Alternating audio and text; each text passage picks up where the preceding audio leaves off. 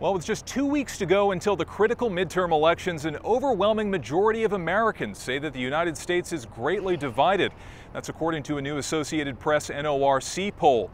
The newly released survey finding 8 in 10 Americans think the country is greatly divided about important values. 77% say they're dissatisfied with the state of politics in the country.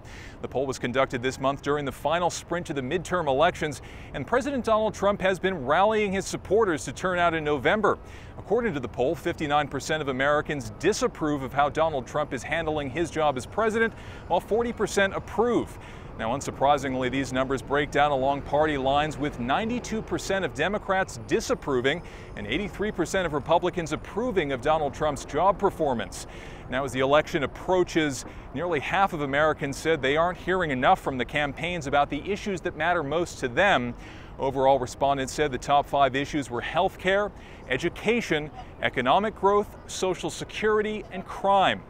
Now, this is the first major election since the start of the Me Too movement, and polling shows sexual misconduct is a key issue with voters. 6 in 10 people rank the issue as being important to them personally, including 73% of women saying it's very important. And following Justice Brett Kavanaugh's bruising confirmation hearing that included allegations of sexual assault and excessive drinking, 43% of Americans somewhat or strongly disapprove of Kavanaugh's confirmation. So, leading into the midterms, these numbers show a very divided country. What's more, just 20% of Americans think the country will be less divided anytime soon. I'm Robert Bumstead.